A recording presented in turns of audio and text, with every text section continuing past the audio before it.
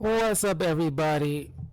Uh, I do want to apologize. I might have like a situation with my mic, and I'm not sure because I don't know.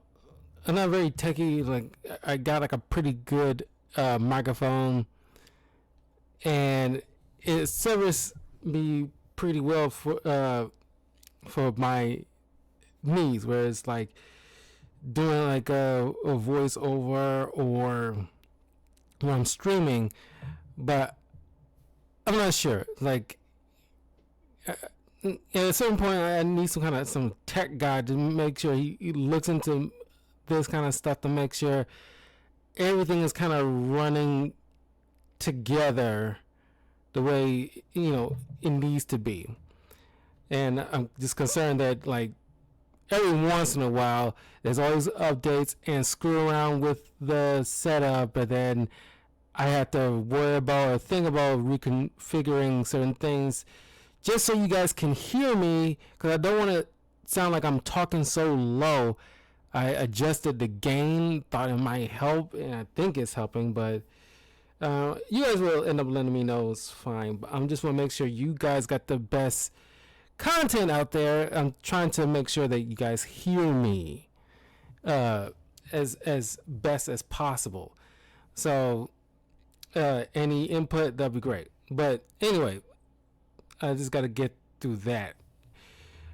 But in any case, I am now going to be reviewing the James Bond film The World Is Not Enough. It's the last James Bond Pierce Brosnan film that I want to cover before I'll go into the Daniel Craig stuff. Now, this one I have, a bit of issues, but it isn't as bad as Die Another Day, which is not my favorite James Bond film, especially out of the Pierce Brosnan era. So I didn't count on the list. Halle Berry looks great in it. It's just a terrible film. This one, there's stuff that in general I like it, but there's parts of it it's like, man, they could have done something better with it. But this is directed by Michael Apted. Once again, Pierce Brosnan is playing James Bond, and Judi Dench is M. But we have Sophie Marceau, who is playing Electra King. Robert Carlyle playing Victor Renard Zokas. Denise Richards, I completely forgot she was in this film until I saw her, playing Dr. Christmas Jones. Yes, you heard what I said. Second.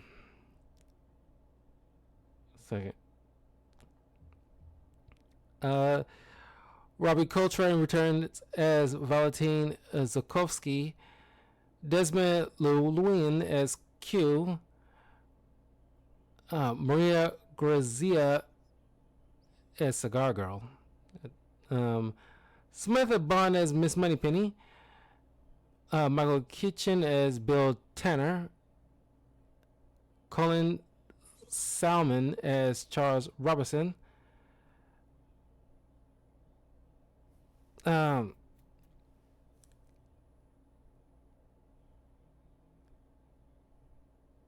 I miss anything? Oh, John Cleese as R, Q's assistant and appointed successor.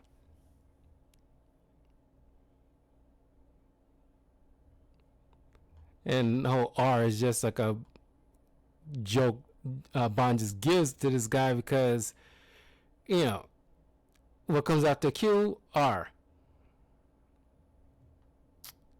And I like John Cleese in a fair amount of stuff. He's generally really, really funny. And of course, he is quirky in this, and it fits in this, dynamic of James Bond. But looking back on it, is it seems like how do I put this? Crap. There's different tiers of funny, or at least comedic things. It's like sorry, I got something on my eye. Uh,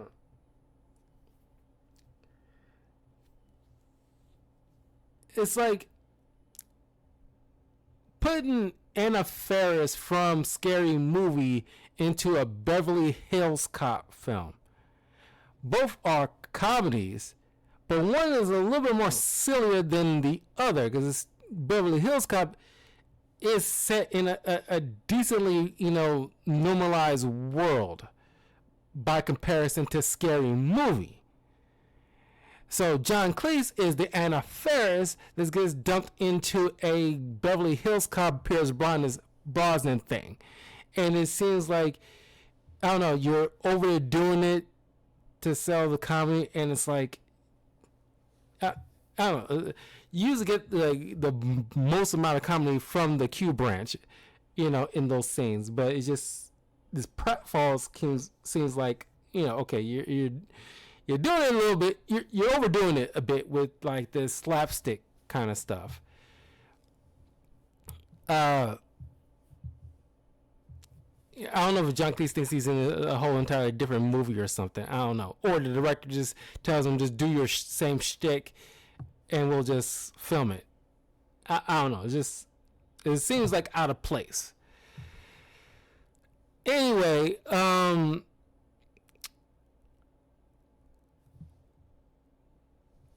we see Bond in there's a lot of places that I am not familiar with around this planet, so he ends at Bilbao, which is in northern Spain now, looks like, and did not know that. So he's acting as this he's talking to a Swiss banker. And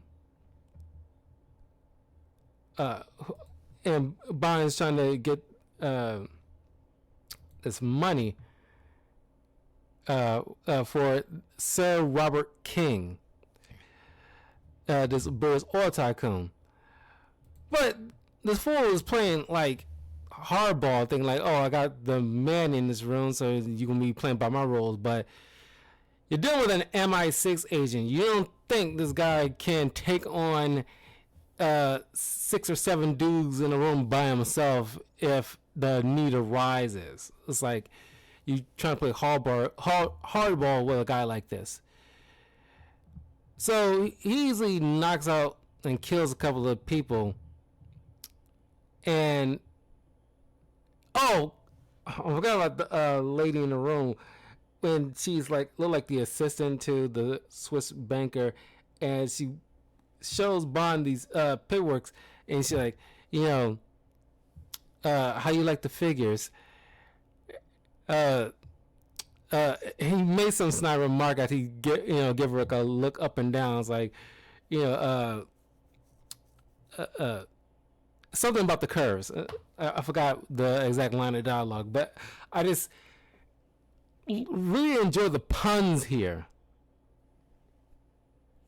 and that's like a must-have in these Bond films. It's like you gotta just shove like at least 10 to 20% of the dialogue has to be the puns. That's part of the fun of the Bond franchise when we're working a good pun. Anyway, Bond gets the upper hand, and the Swiss bank was about to give him some information, but the woman turns out to be an assassin, kills the guy.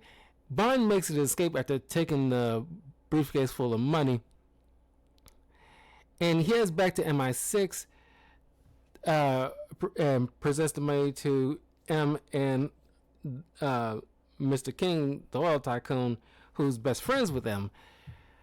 And as he is about to get the money out of the this office near the Q branch, Bond sees that there's some kind of chemical reaction to the ice cubes that he's about to pour the drink, pour himself a drink. And then he, tells M to shut everything down. He goes to chase after uh, King, and this dude, while not fat, but he's not like super fit either. How is it that Bond, who's a lot more fit, is taking so long to come out? It's like this dude seemed like he zipped, to this Q branch, which I don't know, is maybe the elevator. I don't know. It just seems like he didn't. He shouldn't have traveled so far. Matter of fact, I should have counted the time between when we left the office and when Bond acknowledges the chemical reaction in the ice. At most, it should be like 3 minutes, and therefore, this dude shouldn't have made it all the way. Because you see how Bond traveled so far just to get to the Q branch. This dude shouldn't have made it that far, even when he's normal walking compared to Bond, who's sprinting. He should have caught up with him, pretty quickly before he got to the lab. But in any case, Bond didn't make it in time, and turns out the lapel pin on King's collar was sabotaged. So the money that was retrieved was laced with something that reacted to the signal coming off the lapel, caused a detonation, killing that guy, injuring so many other people. Bond spots the same woman assassin on a boat outside. So he retrieves one of Q's prototype boats and chases after her all throughout London. He manages to catch up to her to like a hot air balloon. However, she chose to offer herself because she knows the consequences of failure.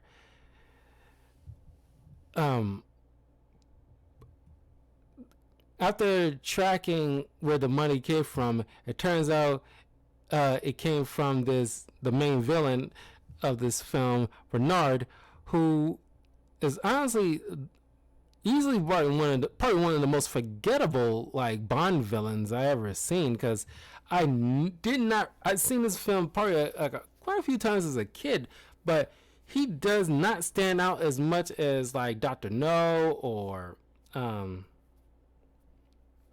or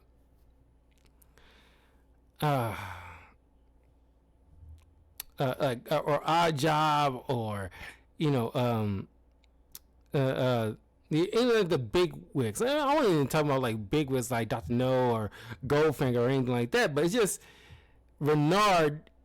Maybe because it helps, because most other Bond villains have very like unique names.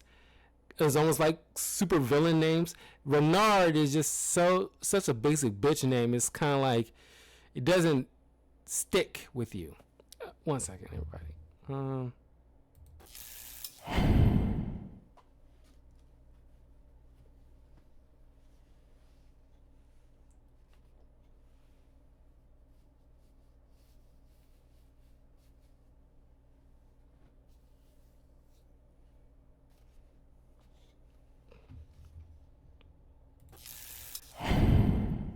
Sorry about that.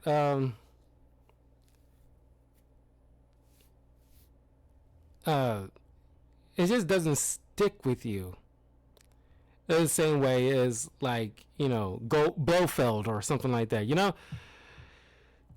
But anyway, so Bond, he has like a shoulder injury from chasing after this girl. Renard, he involves himself irregardless. Renard turns out to be like a villain that MI6 dealt with before, where he kidnapped the daughter of King a long time ago when she was like in her late teens. But M, being the friend of King, this advised against paying the ransom and tried to hold out for her MI6 agents to deal with Renard without having to do any kind of payout and losing their chance to getting at this guy. One of the MI6 agents at the time managed to catch up with King and seemingly kill him, but he somehow survived. The bullet is still large in his skull, but slowly traveling through the brain until it gets to the stem and ultimately kills him. However, until that time, it kind of nullified his sense of feeling, so he's able to be a lot more, be able to exert more strength and speed than average. Because, it's kind of like, not with no feeling, he can go as hard as he want. And I kind of wish we see that. I mean, we see that when he's holding hot coals in his hand and he's not feeling anything. But it's just him not feeling stuff. The way it was described seemed like he can be almost superhuman, kind of like Kick-Ass. Kick-Ass kind of had that same unique ability where his nerve endings was kind of like numb to pain. So I kind of wanted to see something akin to that, where it's like he's tossing men twice his size and was able to knock Bond into a wall and crack it a bit. I want to see something like that, but I'm not getting it. So it's like, so like why make that kind of an announcement about his unique ability? But anyway, so Bond is in charge of looking after King's daughter, Elektra. Not to be confused with Elektra Natchius from Marvel Comics, but she could easily look like she can play that character. But Bond looks, pretty much look after her even against her wishes because she doesn't want to be living in fear. So now she's pretty much the primary controller of the oil pipeline while looking after the pipeline situation. She gets attacked by assassins on snowmobiles. Bond pretty much take care of it. Of course, as expected, he gets involved sexually with her. They end up going to a casino where Bond sees Valentine, and this girl just, without worry or issue, loses $1 million in one gambling high what's that thing called, high something, what is it, high card draw.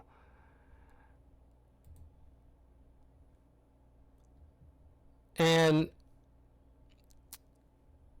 they end up getting involved. Bond finds out that Elektra's head of security is in league with Renard. So he tracks him down, kill him, and goes to where he was planning on heading, meeting up with some Russian, bad guys, under the guys that, the security guy sent him. They end up going all the way to this silo, this nuclear silo, where he meets up with Dr. Christmas Jones, played by Denise Richards. Now, of course, in the 90s, Denise Richards, it was easily one of those like top 5, if not top 10, bombshell 90s girls that was just like a stellar look. So of course it makes sense that she would be like one of the easy, like she's the it girl. So cast her in a James Bond film. Looking now, I'm not saying that Denise Richards is a terrible actress. She's been in good stuff. This one, she is terrible. I do not like Denise Richards in this particular role. Prior to this, I remember Starship Troopers. She was amazing in that one. Wild Things. She's amazing in that one. I'm not even bringing up the sexual stuff in either one of those movies. I'm putting those aside, just looking on the basis of the acting.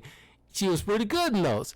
Here, I'm not sure what it is. It seems like maybe she wasn't given enough directions to do. It's just there to be hot. And in all honesty, do you buy Denise Richards, Christmas Jones as this nuclear physicist or whatever? It's the same people.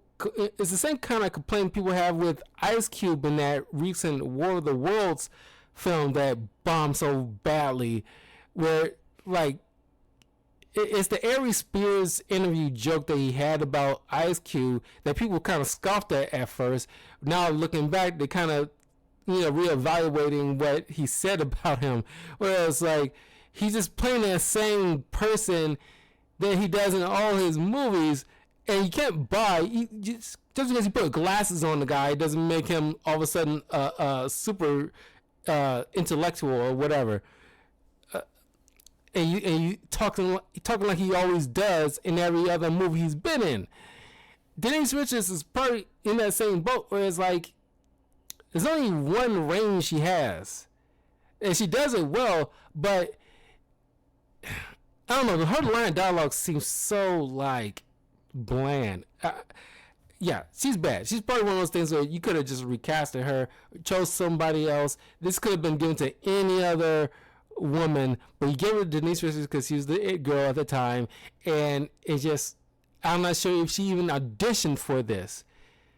But it's not like you needed like a name person to this. People was already on board for a James Bond film, and Pierce Brosnan, people come to see him. You could have had any other woman to play this, especially if this is not like a stellar role by comparison to the prior films. Even like Michelle Yeoh as her role in the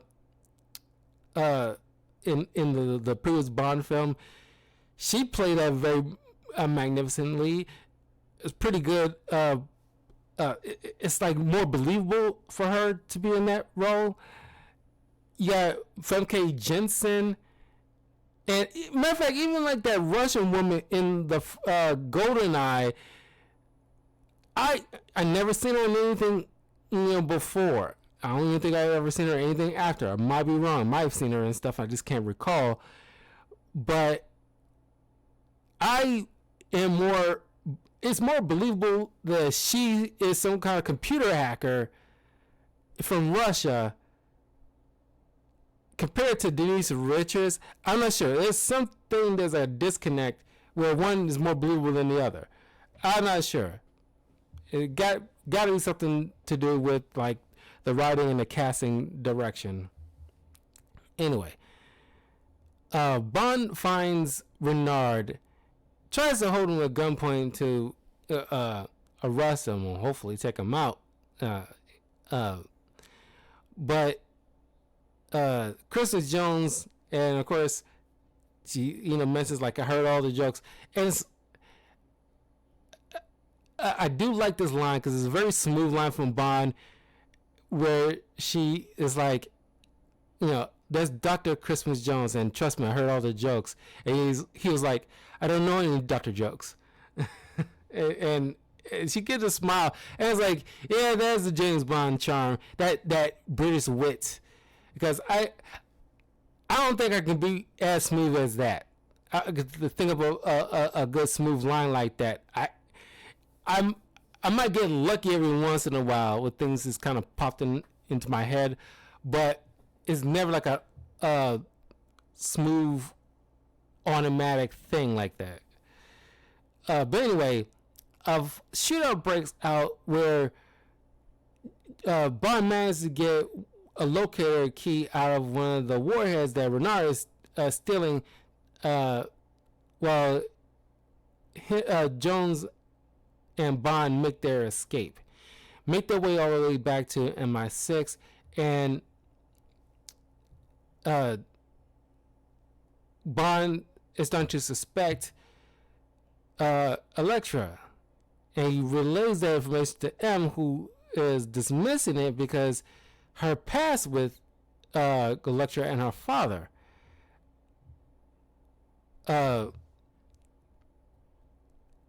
It turns out that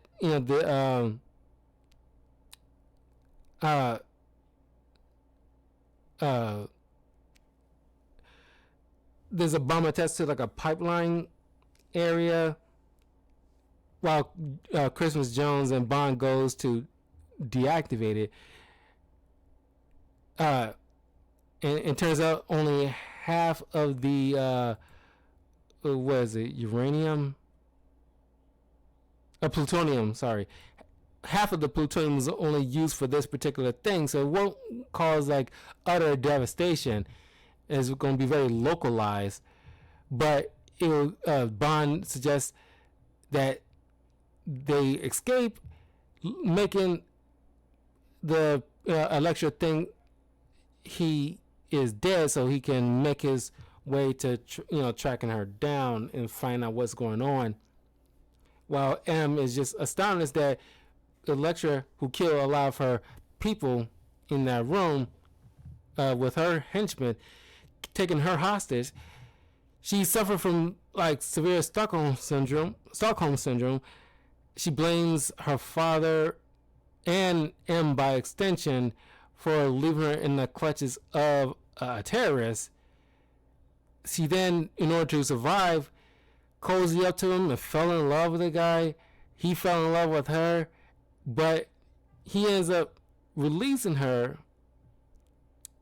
all those years ago, but it was all a ruse. In order to sell it, she even like ripped off part of her earlobe, which is hardcore, to really sell the fact that she went through this grueling torture and all that other stuff. But she was working with them, and they just let her go because they make this big plan to steal the plutonium, because since she now is the sole controller of the pipeline that's running between Russia and the Middle Eastern countries, she plans on disrupting all those the rival pipelines, so her value will increase. He want to make sure that she has everything she needs before he dies, because he knows he's on borrowed time. So Bond goes to Valentine to find out what he knows. Once it's found out that Bond is alive, perfect setup. She, earlier in the film, you see like these this helicopter carrying these giant saw blades to cut down all the trees nearby to make room for the pipeline's construction. Brings it back to try to kill Bond with it, which is like a cool kind of I won't call it a death trap, but it's kind of like a weapon to come after him with. But Bond shoots it down thanks to his car from Q Branch, which I love. He throws in a little comedic line. Q is not gonna like this.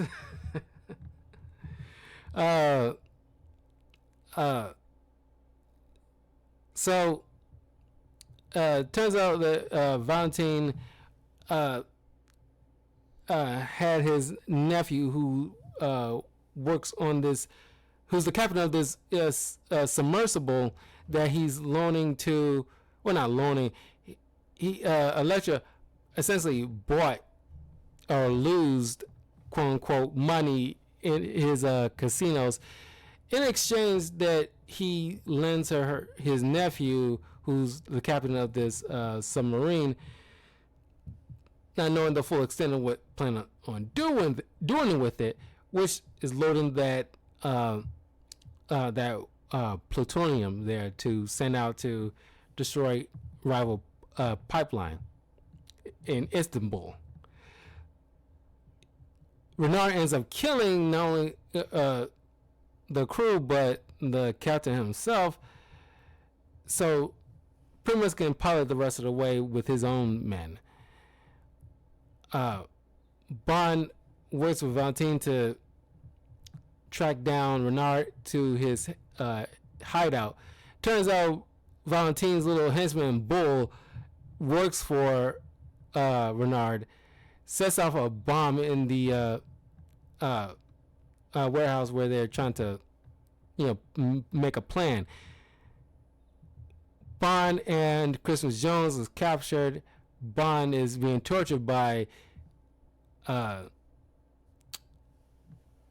hold on a second, guys.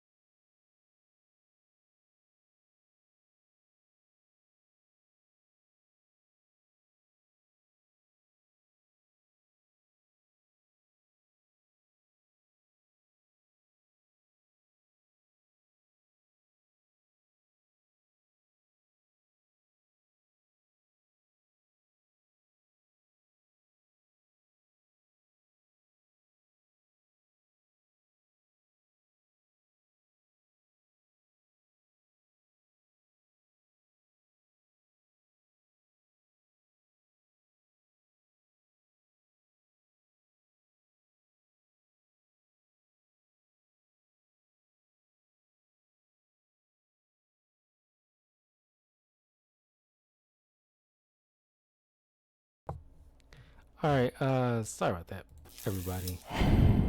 Had to pick up this call. Anywho, where was I? Yeah. So Elektra is torturing Bond with this kind of chair garrote torture device. Valentine, who survived like the bombing, take the rest of his men, storming the base, rescuing Bond at the cost of his life as Elektra shoots him.